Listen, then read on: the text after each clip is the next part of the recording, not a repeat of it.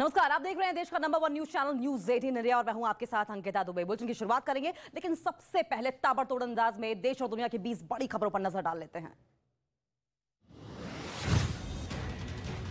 मुलायम सिंह यादव का आज उत्तर प्रदेश के सैफई में अंतिम संस्कार किया जाएगा। उन्हें करीब 3 बजे अंतिम विदाई दी जाएगी। उनका पार्थिव शरीर उत्तर प्रदेश के सैफई में मेला ग्राउंड में रखा गया है, जहां कई वरिष्ठ नेता उनके अंतिम दर्शन के लिए पहुंच रहे हैं। साथ ही नेताजी को श्रद्धांजलि देने के लिए जन सैलाब उमड़ पड़ा है, लोगों की आंखें नम हैं। पूर्व सीएम मुलायम सिंह यादव का आज पूरे राजकीय सम्मान के साथ अंतिम संस्कार किया जाएगा। उनके पार्थिव शरीर को तिरंगे में लपेटा गया है। उनके निधन पर उत्तर प्रदेश में 3 दिन का राजकीय शोक घोषित किया गया है। अंतिम संस्कार में ओम बिरला, राजनाथ सिंह समेत सभी दलों के वरिष्ठ नेता शिरकत करने वाले हैं। पीएम मोदी के गुजरात दौरे का आज तीसरा और आखिरी दिन है और इस दौरान पीएम थोड़ी देर में राजकोट के जामकंदोरना में जनसभा को संबोधित करने वाले हैं। पीएम अहमदाबाद के सिविल अस्पताल में नई और बेहतर सुविधाएं राष्ट्र को समर्पित करेंगे और गुजरात में कैंसर अनुसंधान संस्थान की नई इमारत का उद्घाटन भी करेंगे। पीएम मोदी आज उज्जैन के दौरे पर जाएंगे, जहां वो महाकाल कॉरिडोर को देश को समर्पित करेंगे। करीब 900 मीटर लंबे कॉरिडोर का निर्माण करीब 800 करोड़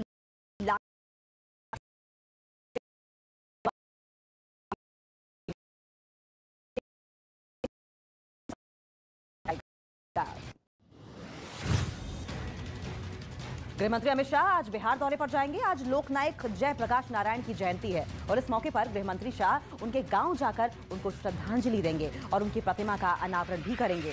इसके बाद शाह एक जनसभा को भी संबोधित करेंगे। दौरे को लेकर स्थानीय बीजेपी नेताओं में काफी उत्साह दिखाई दे रहा है।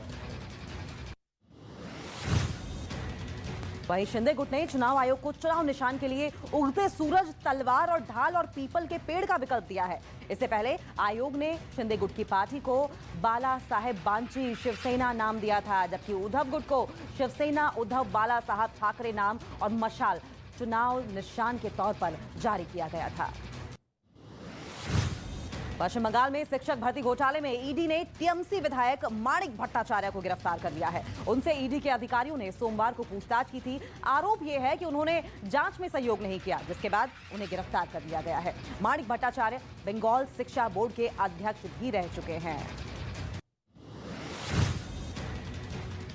छत्तीसगढ़ में अवैध खनन मामले में ईडी की कार्रवाई चल रही है। प्रदेश में 35 से ज्यादा जगहों पर छापा मारा जा रहा है। Raigarh collector Ranu Sahu, IAS Maurya, Raipur SP समेत कई वरिष्ठ अधिकारियों के ठिकानों पर छापेमारी की जा रही है। उनके अलावा कई कोयला व्यापारियों के ठिकानों पर भी छापेमारी की जा चुकी है। उत्तर प्रदेश के मेरठ में कैंट बोर्ड के दफ्तर में सीबीआई ने छापा मारकर सुपरवाइजर को रिश्वत लेते रंगे हाथों गिरफ्तार कर लिया। सीबीआई के 15 लोगों की टीम आज बोर्ड के दफ्तर पहुंची और सैनिटरी सुपरवाइजर को रिश्वत लेते पकड़ा। बोर्ड में अस्थायी कर्मचारियों का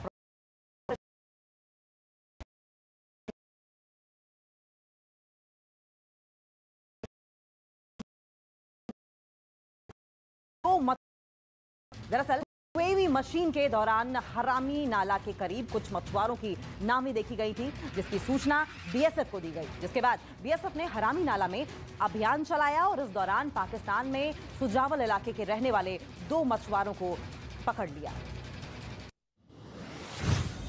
यूपी के गाजियाबाद में पुलिस और बदमाशों के बीच मुठभेड़ हुई, जिस दौरान एक बदमाश को गोली लग गई और पुलिस ने उसे गिरफ्तार भी कर लिया, जिसके बाद पुलिस आगे की कार्रवाई के लिए उसे थाने भी लेकर गई। बताया यह गया है कि पकड़ा गया बदमाश नसीम गोकशी के मामले में फरार चल रहा था और पुलिस काफी समय से उसकी तलाश में जुटी हुई थी और आखिरकार उसे पकड़ लिया गया।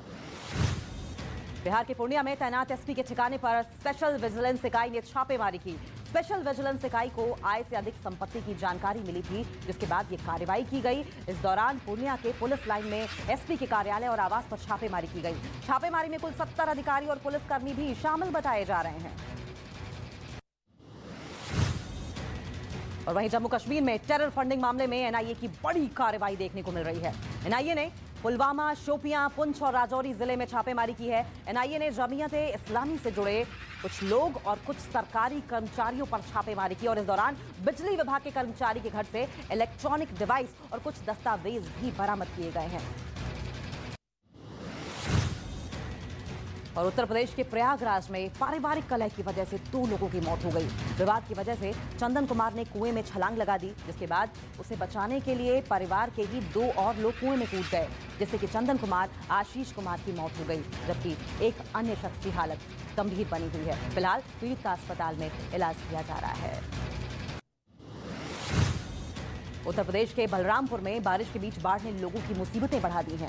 लगातार बारिश से राप्ती नदी उफान पर आ गई है, जिसकी वजह से निचले इलाकों में पानी भर गया है। लोग कमर तक पानी में डूबकर अपनी जरूरतों को पूरी करने में जुटे हैं। दिनचर्या इसी तरीके से काट रहे हैं। वहीं करीब 400 गांव बाढ़ की चपेट में आ चुके हैं और इस बीच पिछले 3 दिनों से गाँव में बिजली नहीं पहुंच पा रही है। बिजली पूरी तरीके से ठप है। उत्तर प्रदेश के सीतापुर में आई भारी बारिश ने तबाही मचाकर रख दी है, लेकिन प्रशासन के हाथ पांव तब फूल गए जब लगातार हो रही मूसलाधार बारिश के बीच 2 लोग नदी के बीचों बीच फंस गए। इसके बाद मौके पर पहुंची रेस्क्यू टीम ने ऑपरेशन चलाया। पानी के बहाव की वजह से रेस्क्यू में दिक्कतें आई, लेकिन आखिरकार रस्सी के सहारे दोनों को सुरक्षित बाहर निकाल लिया गया। वहीं कर्नाटक में भारी बारिश के साथ लोगों की मुश्किलें भी बढ़ गई हैं। हाल ये है कि लोगों के घरों में पानी भर गया है। वहीं दूसरी तरफ भारी बारिश और जलभराव से कई जगह पुल और सड़कें पानी में डूब गए हैं, जिसकी वजह से लोगों को आने जाने में दिक्कतें हो रही हैं। और ऐसे में रास्ता पार करने के लिए लोग अपनी गाड़ियों को खींचते हुए नजर आए, जद्दोजहद करते हुए दिखाई दिए। वहीं रूस ने यूक्रेन पर हमले तेज कर दिए हैं। रूस के मिसाइल अटैक से अब तक 11 लोगों की मौत हो चुकी है, जबकि 64 लोग घायल बताए जा रहे हैं। रूस के इस हमले में क्राइमिया ब्रिज तबाह हो गया है, जिस पर राष्ट्रपति जेलेंस्की ने कहा है कि वो हमले में तबाह हुई चीजों को दोबारा बनाएंगे। वहीं अमेरिका ने एक बार फिर से दोहराया है कि वो यूक्रेन की सैन्य मदद करते रहेंगे और फूड्स ऑन ग्राउंड हालांकि अभी तक अमेरिका की ओर से नहीं भेजे गए हैं। इटली के सिसिली से स्ट्रोम्बोली ज्वालामुखी की तस्वीरें अब सामने आई हैं। ज्वालामुखी में जोरदार विस्फोट हुआ, जिसके बाद खौलता हुआ लावा और धुआं कई फीट ऊपर तक दिखाई दिया। अंगारे बरसते हुए दिखाई दिए। ज्वालामुखी से निकला लावा, धुआं और राख आसपास के इलाकों में फैल गया। ये लावा समंदर तक फैलता हुआ दिखाई दिया। इस विस्फोट से किसी तरह के नुकसान की अभी तक कोई खबर नहीं है। आज महानायक अमिताभ बच्चन का 80वां जन्मदिन है और इस खास मौके पर पीएम ने अमिताभ बच्चन को बधाई दी है। बिग बी ने अपने घर जलसा के बाहर जुटे फैंस का हाथ जोड़कर अभिवादन किया। उनके साथ उनकी बेटी भी नजर आई। रात के करीब 3 बजे अमिताभ बच्चन अपने घर के गेट के बाहर निकले और प्रशंसकों को शुक्रिया कहा, धन्यवाद कहा। वहीं फैंस ने भी केक काटकर जमकर खुशियां मनाई।